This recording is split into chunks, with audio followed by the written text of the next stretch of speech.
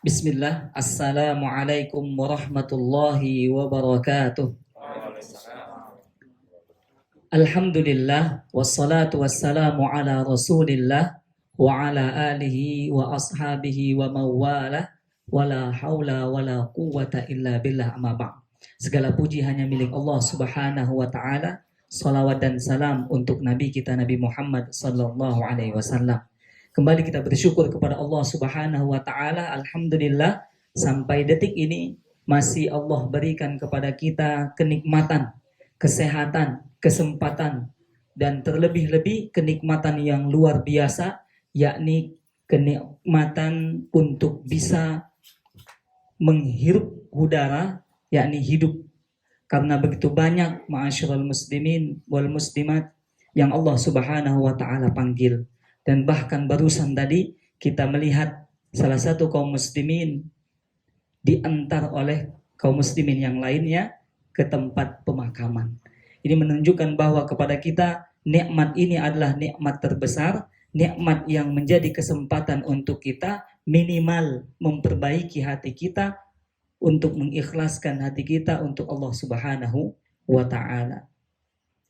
Salawat dan salam untuk Nabi kita Nabi Muhammad sallallahu alaihi wasallam, dan harapan terbesar kita ma'asyiral muslimin wal muslimat, semoga Allah Azza wa Jalla membimbing diri kita, membimbing keluarga kita, membimbing orang-orang yang kita cintai karena Allah Subhanahu wa taala untuk bisa mengikuti sunnah Rasulullah, mengikuti contoh dan suri tauladan terbaik, yakni Nabi Muhammad sallallahu alaihi wasallam. Dan semoga Allah Subhanahu wa taala istiqomahkan kita semua. Amin ya rabbal alamin. Ma'asyiral muslimin wal muslimat, a'azani Allah wa iyyakum ajma'in. Kita telah sampai pada pembahasan fasal yang ketiga, yakni dalam kitab Wasailul Mufidah lil Hayatis Sa'idah yang ditulis oleh Fadilatul Syekh Al-Allamah Abdurrahman bin Nasir As-Sa'di rahimahullahu taala, yang berjudul atau bernama kitab tersebut Sarana yang bermanfaat untuk mendapatkan kehidupan yang bahagia. Dan kita semua di sini tidak henti-hentinya berjuang dan berusaha untuk mencari yang namanya apa? Kebahagiaan. Siang malam kita berusaha untuk mencari kebahagiaan, untuk mengobati kegelisahan dan kegundahan yang ada di dalam jiwa kita. Dan beliau menyebutkan wa min asbabi daf'il qalaqi an-nashi an tawatturil a'sab. Dan di antara sebab untuk menghilangkan kesedihan, mengusir kegelisahan, an-nashi an tawatturil a'sab, yang timbul dari kegamangan jiwa, dari ketakutan hati, dari kegelisahan yang timbul akibat pemikiran yang ada dalam diri kita. Beliau sebutkan apa?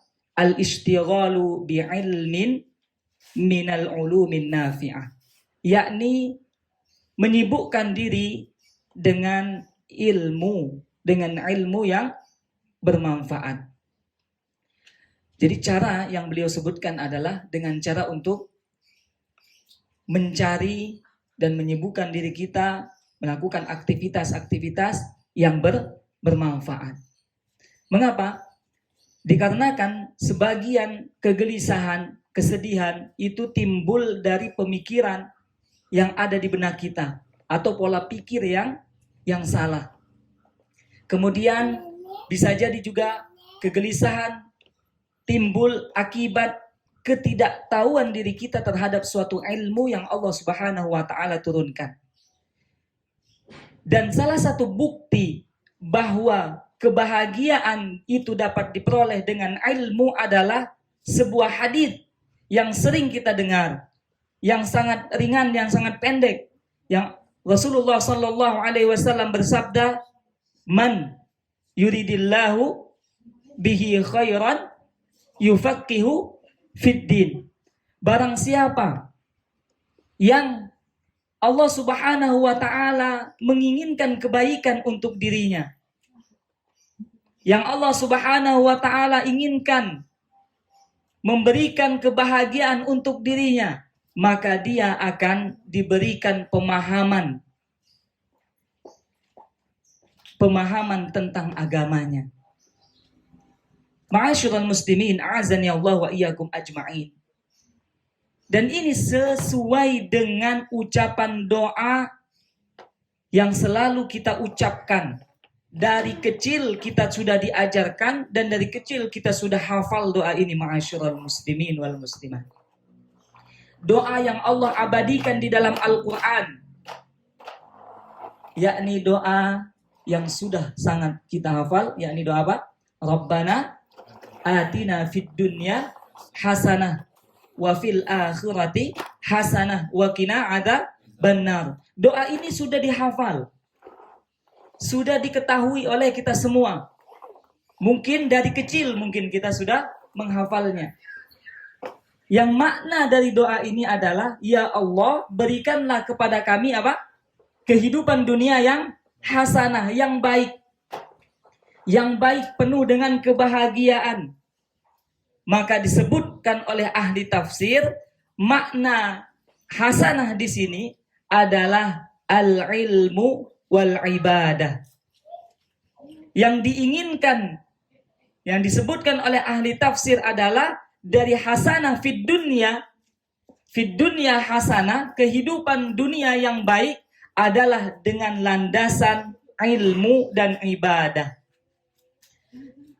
Jikalau seorang hamba ingin mendapatkan kebaikan dan kebahagiaan di dunia, maka tidak ada jalan yang lain kecuali dengan ilmu dan ibadah.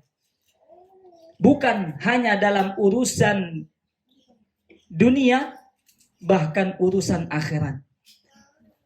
Yang mana kita faham dan mengerti bahwa urusan dunia, untuk mendapatkan kebahagiaan dunia wajib dengan ilmu, ahli di bidangnya. Dan sekarang timbul banyak manusia, dalam artian masyarakat, yang berlomba-lomba untuk menjadi ahli di bidangnya. Dalam kedokteran saja, yang dicari oleh masyarakat sekarang ini adalah yang ahli, bukan yang umum. Di zaman sekarang ini, kandungan, spesialis kandungan. Paru-paru, spesialis penyakit dalam. Paru-paru ada juga. Jantung, spesialis jantung. Gigi, mata, dan yang lainnya. Itu dunia, Bapak Ibu. Perlu keahlian dan ilmu. Biayanya, kedokteran bagaimana? Luar biasa. Luar biasa. Dan pengorbanan orang tua menguliahkan anaknya dalam kedokteran, ini mati-matian. Mengeluarkan segala daya upaya, bahkan sampai menghutang ke sana ke sini. Itu dunia kedokteran. Belum yang lainnya, masalah dunia. Kemudian masalah akhirat jauh lebih utama lagi dengan ilmu. Jauh lebih utama lagi, lebih wajib lagi dengan ilmu. Bagaimana kita ingin bahagia di alam kubur jikalau kita tidak tahu ilmunya? Di alam kubur yang paling dekat dari kita, yang setiap hari mungkin kita lewat di perkuburan, itu perlu ilmu supaya bisa bahagia di dalam kubur tersebut. Makanya doa yang kita ucapkan itu ringan, sederhana, sudah dihafal, tetapi makna yang terkandung di dalamnya sangat dalam. Dan ini alhamdulillah Allah hadiahkan kepada kita semua hidayah ilmu dan taufik, sehingga Allah hadirkan bahwa fid dunya hasanah itu wajib dengan ilmu. Jadi jikalau dunia kita berjuang mati-matian untuk mendapatkan kebahagiaannya, maka di akhirat itu jauh lebih utama. Wal ibadah, dan ibadah fid dunya hasanah tidak hanya sekedar ilmu, tetapi ibadah. Mengapa? Karena ilmu tanpa ibadah berarti ilmu tidak diamalkan.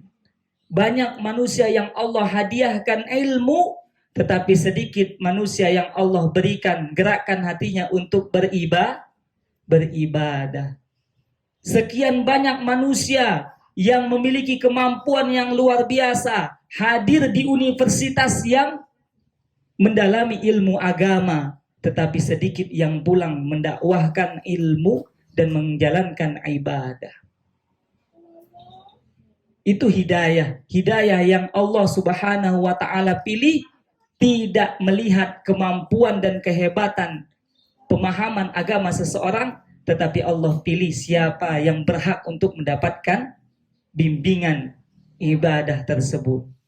Jikalau kita merasa ilmu kita masih sedikit, jangan bersedih hati, malah harus lebih bersemangat.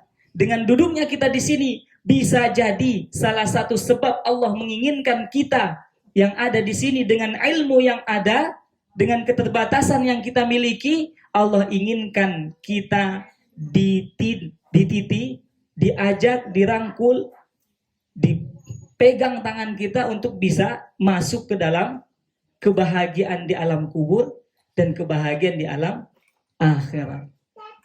Terlebih-lebih bagi kita yang masih sedikit pemahaman tentang ilmu agama, semangat untuk mendalami ini.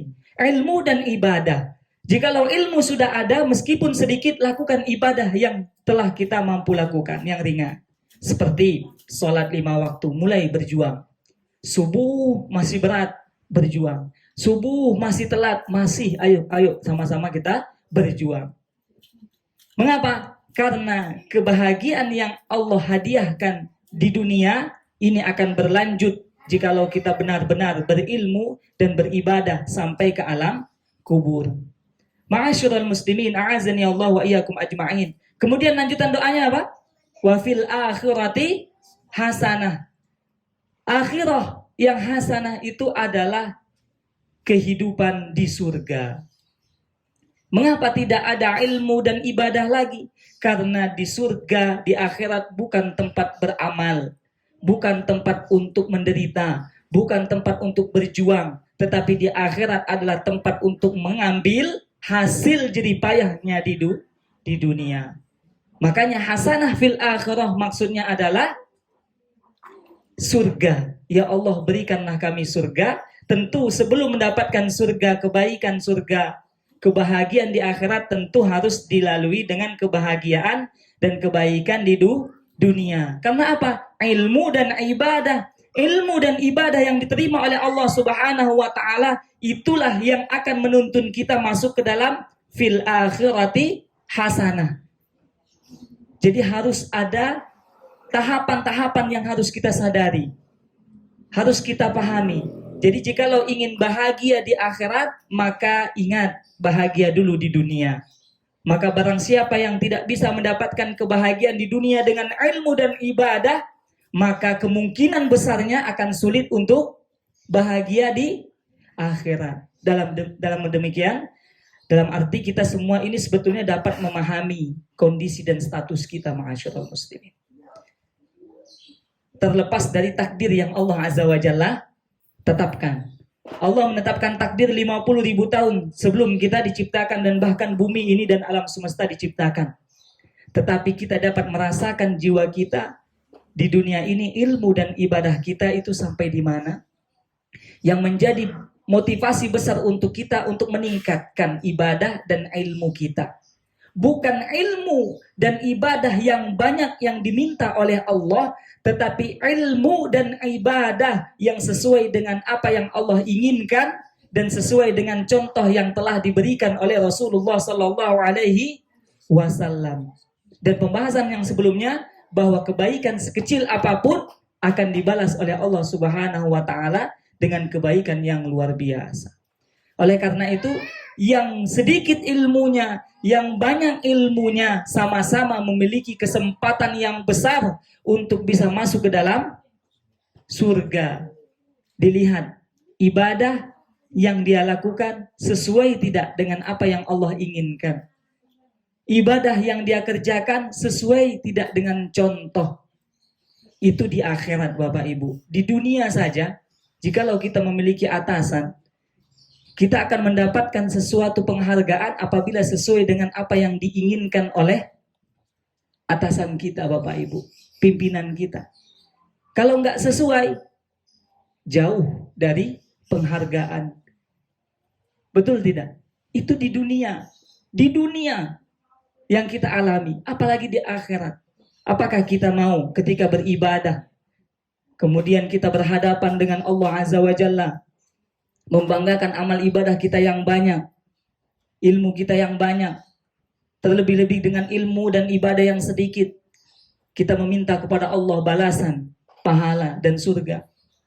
Dan Allah menjawab, amal ibadah yang engkau lakukan tidak memenuhi syarat dan ketentuan, sehingga pahala dan ganjaran tidak bisa diberikan.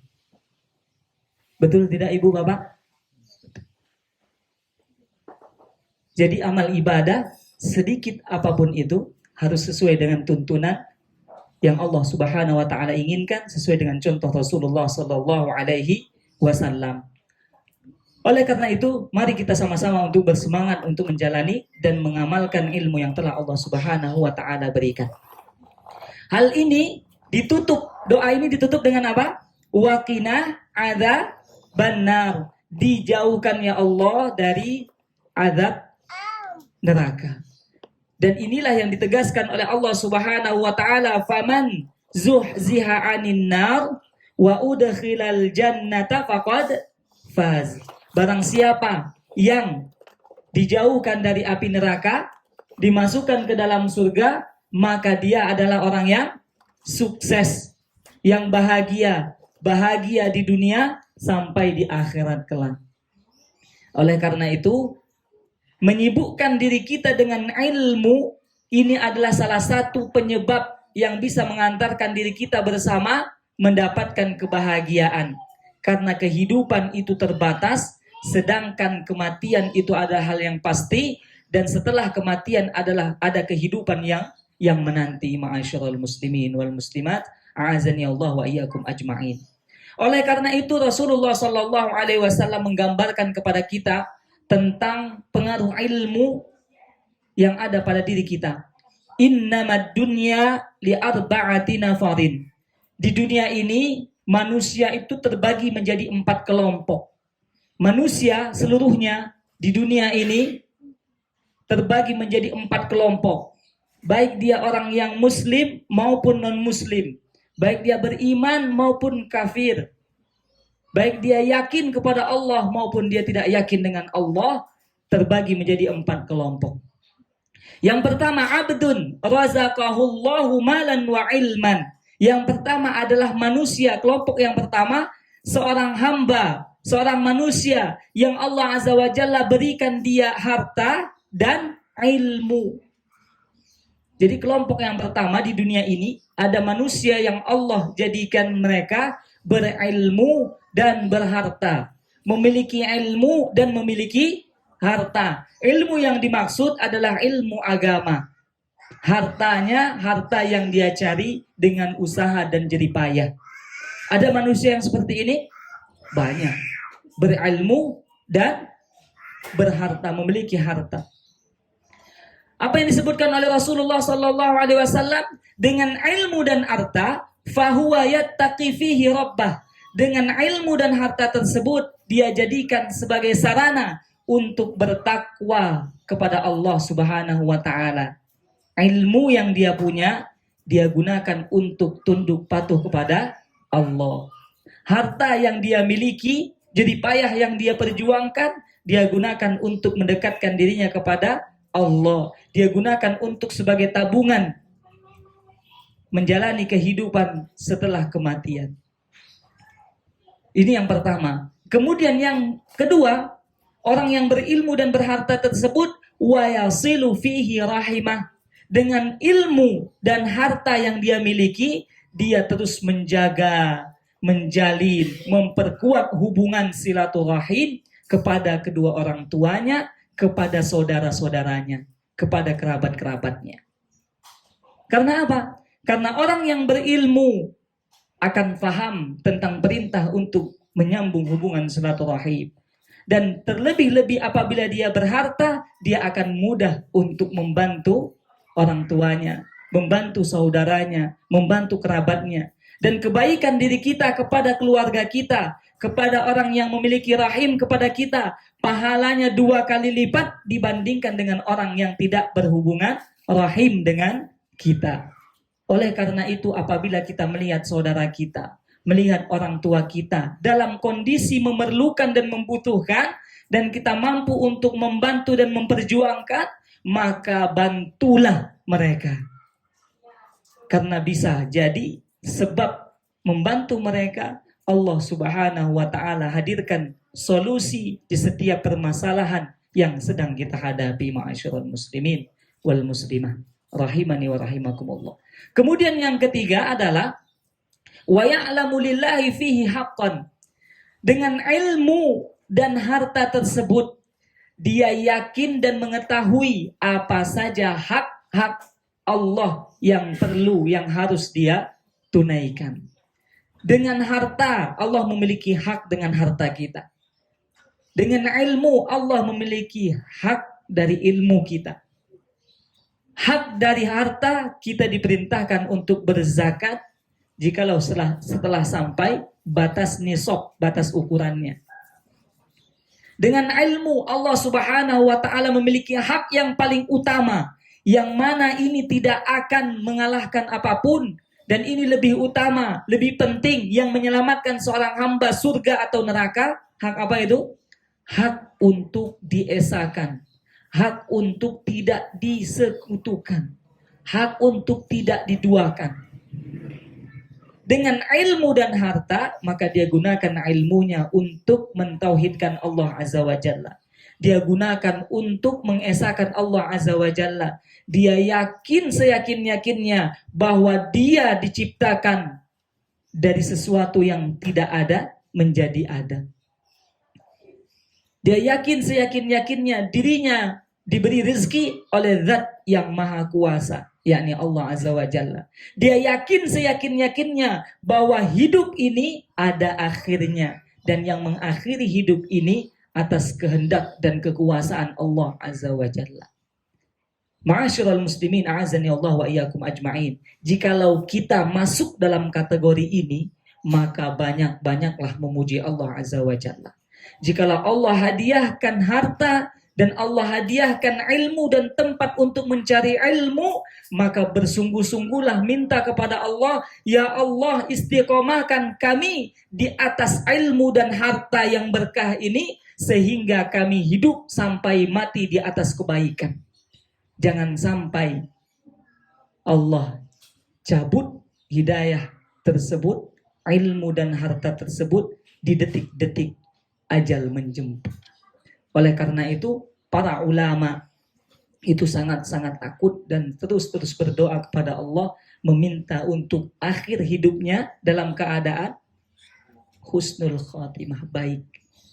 Oleh karena itu, salah satu cara yang disampaikan oleh para ulama adalah membiasakan diri untuk melakukan kebaikan. Karena seseorang itu wafat, pada umumnya wafat dalam keadaan rutinitas dirinya. Dia banyaknya maksiat atau ibadah. Dia banyak berusaha untuk menjaga hati atau tidak. Maka kita harus sama-sama berjuang dan berdoa kepada Allah Azza wa Jalla. Semoga ilmu dan harta yang Allah berikan ini dapat mengantarkan kita untuk husnul khatimah. Itu yang pertama. Kelompok yang kedua, wa abdun razaqahullahu ilman wa lam yarzuqhu malan.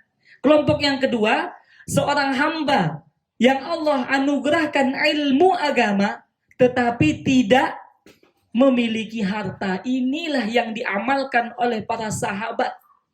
Umumnya para sahabat, yang dilakukan, yang dialami oleh para ulama yang berjuang mati-matian untuk mendapatkan ilmu, yang harus menjual hartanya untuk membeli selembar kertas. Itulah yang dilakukan oleh para ulama, para sahabat. Sehingga banyak sahabat itu tidak memiliki harta, tetapi memiliki ilmu. Jikalau seorang hamba memiliki ilmu agama yang baik dan yang kokoh, maka dia akan mendapatkan suatu keistimewaan.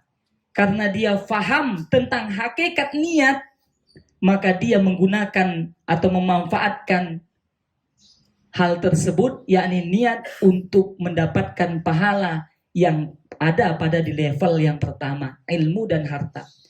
Apa yang dilakukan oleh hamba yang kedua tersebut? Fahuwa sadiqun niyah. Dia memiliki niat yang benar, niat yang mulia. Yaqul, dia berkata, lau anna li malan la'amiltu bi'amali fulanin. Ya Allah, dengan kesungguhan hati, hamba dengan ilmu yang engkau berikan ya Allah, hamba berjuang bersungguh-sungguh. Jikalau engkau memberikan harta kepada hamba, maka hamba akan melakukan apa yang dilakukan oleh fulan. Hamba akan bersedekah dengan harta yang engkau berikan. Hamba akan membantu orang-orang yang membutuhkan. Dan ini pula lah yang dilakukan oleh para sahabat dan para ulama. Mereka memiliki ilmu, suatu ketika mendapatkan harta, maka langsung dia keluarkan. Langsung dikeluarkan. Dan bahkan Rasulullah Sallallahu Alaihi Wasallam, Nabi kita, Nabi yang mulia, Nabi Muhammad Sallallahu Alaihi Wasallam, pada praktek kehidupannya, datang harta, saat itu juga langsung habis. Mengapa? Karena ilmu yang mendalam dan keinginan yang mulia untuk beramal.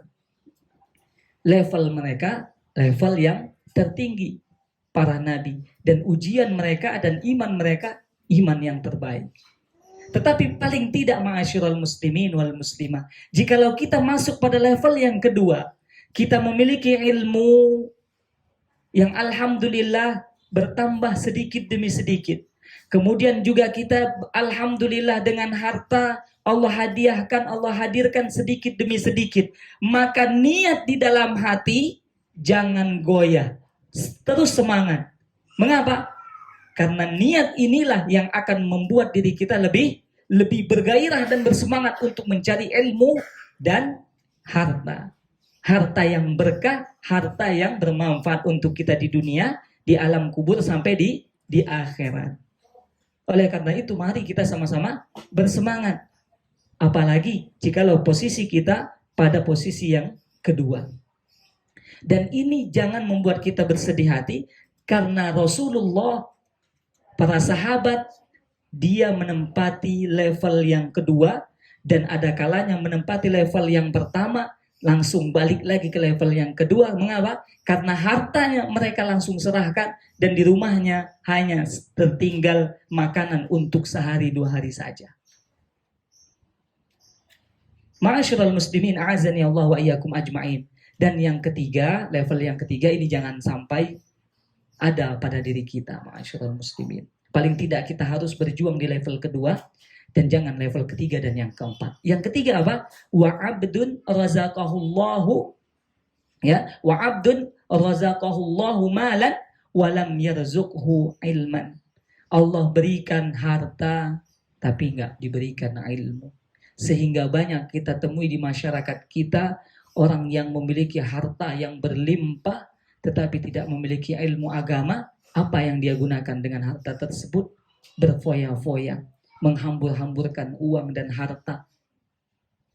Dan mereka ini ma'asyiral muslimin jauh dari hidayah. Tetapi tetap jikalau ada di sekitar kita, tetap kita berdoa semoga Allah Subhanahu wa taala memberikan harta tersebut keberkahan sehingga suatu saat hidayah menyapa mereka. Dan itu pun kita dapati dan kita temui ma'asyiral muslimin, betapa banyak kaum muslimin wal muslimat yang dahulunya memiliki harta, tidak memiliki ilmu, berjalannya waktu dengan doa dan usaha, mungkin doa dari orang tua dan keluarga, Allah hadiahkan ilmu di samping harta yang terlebih dahulu Allah berikan. Sehingga banyak kaum muslimin yang berjuang luar biasa, mendapatkan hidayah, mengorbankan hartanya setelah mendapatkan ilmu agama. Coba lihat para sahabat yang kaya-kaya. Mereka memiliki harta, tetapi belum memiliki ilmu agama Islam. Setelah hidayah menyapa, ilmu mereka dapatkan dari Rasulullah Sallallahu Alaihi Wasallam, hidayah Allah berikan, apa yang mereka perjuangkan, apa yang mereka lakukan? Abu Bakar As-Siddiq mengeluarkan seluruh hartanya. Umar bin Al-Khattab mengeluarkan setengah hartanya. Dan sahabat yang lainnya luar biasa, Abdurrahman bin Auf dan yang lainnya mengeluarkan hartanya. Oleh karena itu, jikalau kita memiliki teman, memiliki saudara yang memiliki harta tetapi belum memiliki ilmu, jangan kita rendahkan. Tetapi kita doakan, bisa jadi mereka mendapatkan hidayah dan bisa mendapatkan kebaikan di akhir kehidupan mereka sehingga masuk ke dalam surga. Kemudian yang keempat, wa abdun razaqahullah wa abdun lam yarzuqhu malan. Jadi yang keempat, wa abdun lam yarzuqhullahu malan wala ilman. Ini jangan sampai lagi lebih parah. Tidak memiliki harta, tidak memiliki ilmu. Apa yang kita harapkan di kehidupan dunia jikalau tidak memiliki ilmu dan tidak memiliki harta? Di kehidupan dunia kita mengalami kesulitan yang luar biasa, terlebih-lebih di alam kubur karena tidak ada ilmu. Oleh karena itu, jikalau ada majelis ilmu, maka bersemangatlah, ikhlaskan hati kita, karena duduknya saja kita di majelis ilmu itu adalah sebuah kebaikan, dibangga-banggakan di hadapan Allah Azza wa Jalla, dan kita harapkan duduknya kita di sini menjadi saksi nanti di akhirat kelak bahwa si fulan duduk di majelis ilmu. Semoga dengan duduknya kita di sini Allah ampuni dosa kita. Allah berikan rahmat kepada keluarga kita, lindungan dan penjagaan untuk anak istri, suami kita semuanya. Amin ya rabbal alamin. Baik, itu ada 4 kelompok manusia dan ini mesti kita ada di dalam salah satunya. Mesti kita masuk di dalam salah satu 4 kategori tersebut. Maka banyak-banyak berdoa, banyak-banyak berusaha. Cukup waktunya, alhamdulillah. Sebelum kita akhiri, ada tanya jawab. Dan alhamdulillah panitia, masya Allah, keluarga menyiapkan hadiah. Dan ini masya Allah, semoga menjadi amal soleh dan menjadi sebab hidayah untuk diri kita, keluarga kita. Taib, amin ya rabbal alamin. Untuk soal yang pertama, untuk keluarga, gitu kan ya. Yang kedua karyawan, kemudian yang ketiga teman-teman. Ya. Yang kita tanyakan untuk laki-laki 3, Pak ya. Yang akhwat 3 juga. Yang akhwat ditulis saja. Pakai itu juga. Baik. Yang kita tanyakan adalah yang pertama, siapa dulu yang mau? Ya, angkat tangan dulu. Gitu. Ya. Nanti kalau nggak bisa bahasa Arab, bahasa Indonesia. Kalau bahasa Indonesia kan pemahaman, paham apa tujuan maksudnya gitu kan, poinnya intinya gitu. Insyaallah. Siapa yang mau duluan? Angkat tangan atau megang mic? Tes 1. Saya berarti begitu. Baik. Keluarga dulu. Baik, tafadhol. Yang ikhwan atau akhwat dari pihak keluarga. Baik, pertanyaannya. Kalau langsung pertanyaannya berebut. Karena kita kan ngasih pertanyaannya yang ringan sesuai dengan yang kita sampaikan. Baik. Siapa dulu yang megang mic ya? Siap? Yang megang mic Mumtaz. Masya Allah. Iya. Siapa yang memegang mic duluan? Tafadhol. Akhwat. Ya, akhwat, tafadhol. Keluarga, akhwat keluarga. Nanti akhwat karyawan, kemudian akhwat teman-teman. Baik. Akhwat dulu, yang ikhwannya sabar. Baik, tafadhol, silakan yang megang mic. Sudah ada? Baik. Pertanyaannya adalah apa yang disebutkan oleh Fadilatul Syekh Al-Allamah Abdurrahman bin Nasir As-Sa'di rahimahullah ta'ala pada bab yang ketiga ini, sarana untuk menghilangkan kegundahan, kegelisahan jiwa. Apa jawabannya?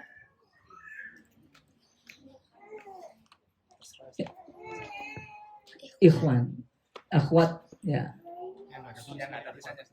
Yang nggak ada tulisannya akhwat. Ini akhwat. Masya Allah. Masya Allah. Luar biasa. Ngangkatnya aja berat ini hadiah ya. Ya, yang disebutkan materi dan ungkapan pertama kali yang disebutkan oleh Syekh untuk menghilangkan gundah, gelisah, galau, apa? Menyibukkan diri Ya. dengan hal-hal yang bermanfaat. Baik, sedikit lagi. Ini masih umum. Hal-hal yang bermanfaat. Hal-hal yang bermanfaat umum. Ini lebih mencari ilmu. Baik, Masya Allah. Alhamdulillah. Yang mana nih hadiahnya, Pak? Ana bingung kalau gini. Besarnya beda. Kalau sama enak. Baik. Baik, tafadhol. Alhamdulillah hadiahnya tafadhol. Baik, Masya Allah. Jadi menyibukkan diri dengan ilmu yang bermanfaat. Dengan ilmu tersebut akan membuat diri kita berpikir optimis dengan kehidupan. Karena musibah, bencana, kegelisahan itu mesti akan datang Bapak Ibu. Gak akan bisa tidak. Mengapa? Hidup di dunia cuma dua kemungkinan. Bahagia atau sebaliknya. Bahagia atau sebaliknya. Mesti salah satunya. Jikalau kita memiliki ilmu, paling tidak ilmu keimanan, maka kita akan merasa lapang. Terlebih-lebih di hantaman yang pertama.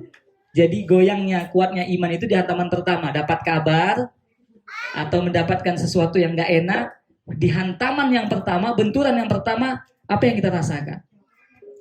Gitu. Ya. Kemudian yang kedua, soal yang kedua,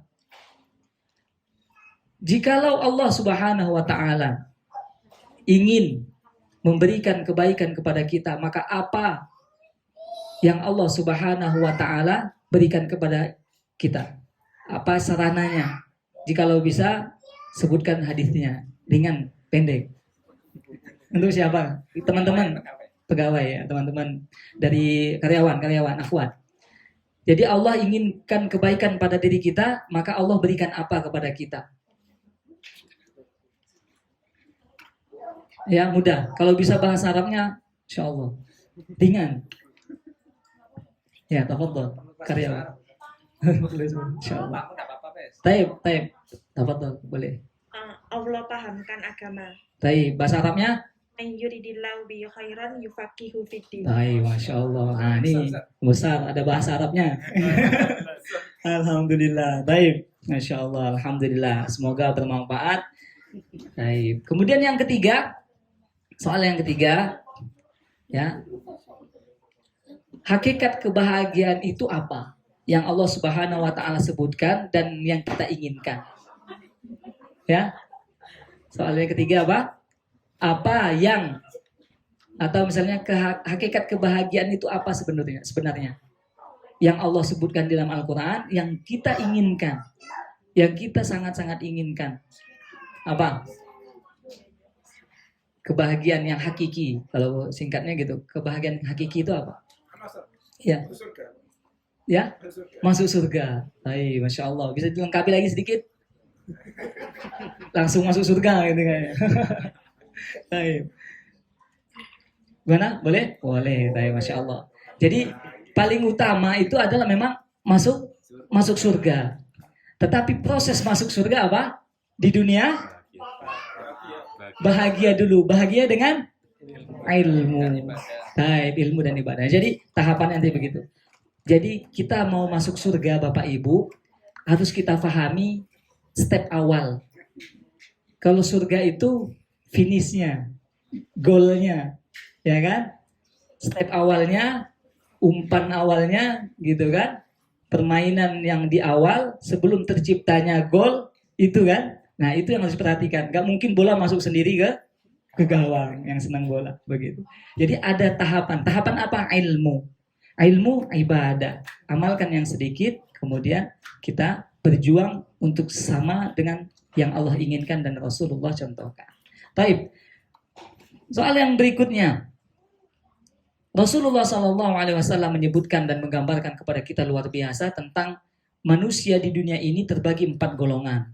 Ya. Golongan yang pertama, harta dan ilmu.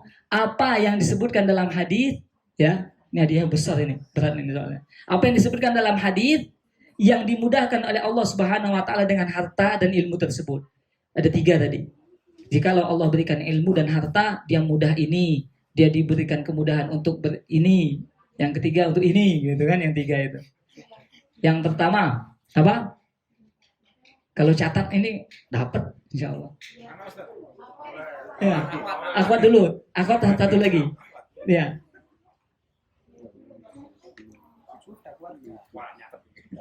Allah mudahkan untuk ya teman-teman ikhwan siap-siap. Kalau tahu nyerah kan, yang ikhwan langsung siap-siap. Baik, siap-siap ya. Silakan. Kalau nyatat penyampaiannya jelas ya, nggak terlalu cepat. Enggak insya Allah ya. Baik, bisa nyatat insya Allah. Apa yang Allah berikan? Baik. Ya, yang belum dulu. Ya, nanti kalau yang belum nggak bisa, yang sudah ya, tafadhol. Ilmu dan harta digunakan untuk meraih rahmat Allah. Rahmat Allah. Baik, masuk satu bisa. Ilmu dan harta untuk menjaga silaturahmi dengan orang tua dan saudara. Baik, masuk dua. Dia mengetahui hak Allah terhadap harta dan ilmu kita. Baik, subhanallah. Masuk tiga. Gol ya. Alhamdulillah. Masya Allah. Jadi itu yang kita dapatkan. Jikalau kita memiliki harta dan ilmu, maka kita akan dimudahkan untuk beribadah. Beribadah mendatangkan rahmat Allah. Mudah kita untuk silaturahim. Jikalau kita memiliki harta dan ilmu, maka mudah kita membantu saudara kita, orang tua kita yang membutuhkan. Karena hidup ini tidak selamanya saudara-saudara kita, orang tua kita dalam keadaan baik atau tercukupi. Maka dengan ilmu dan harta yang Allah berikan, itu peluang besar untuk kita bersilaturahim. Dan pahalanya mengalahkan berbuat baik kita kepada yang lain. Dan ini yang harus kita tekankan bersama, terutama yang ngaji di sini. Keluarga tekankan nomor satu dan yang paling utama. Mengapa? Itulah yang diperintahkan oleh Allah dan Rasulnya. Paham ya? Sama-sama kita berjuang. Ada keluarga, perjuangkan. Ada orang tua, perjuangkan. Itu yang akan menyelamatkan kita. Tetap menjaga keikhlasan niat sesuai dengan contoh Rasulullah Sallallahu Alaihi Wasallam. Boleh yang besar? Boleh, masya Allah, alhamdulillah.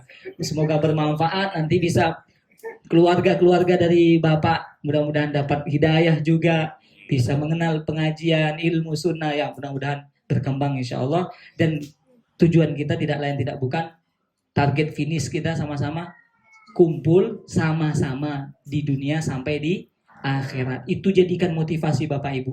Kumpul sama-sama di dunia sampai di akhirat. Jangan di dunia saja, pisah di akhirat. Jangan. Taib. Terakhir. Karyawan belum. Taib. Siap-siap karyawan. Mudah insya Allah. Taib. Mudah sekali ya. Langsung angkat tangan. Sahabat masuk pada kategori level kelompok manusia yang keberapa seringnya? Baik, masya Allah. Tafadhol. Kedua. Apa itu? Karyawan. Bukan karyawan. Karyawan baru. Masya Allah. Ya. Kita diberi harta. Tapi punya ilmu tapi tidak diberi harta. Tapi masya Allah. Tenang, masih ada tenang. Baik. Ini ikhwan, ada tulisannya ikhwan. Tafadhol. Baik, masya Allah. Alhamdulillah, semangat. Tapi nggak apa-apa. Itu nanti mudah-mudahan berbekas, kemudian nanti beramal dari landasan ilmu tersebut. Tapi kita karyawan. Tapi masih ada karyawan, kita carikan yang agak besar. Masya Allah. Ini buku. Tapi dua boleh. Karyawan biar semangat. Soalnya adalah yang karyawan fokus ya, yang karyawan ya konsentrasi. Baik. Jikalau Allah Subhanahu wa taala ya memberikan kepada seseorang ilmu ya, kemudian tidak memiliki harta ya, maka apa yang perlu dilakukan oleh seorang hamba tersebut? Jadi dia tidak punya harta tapi punya ilmu. Apa?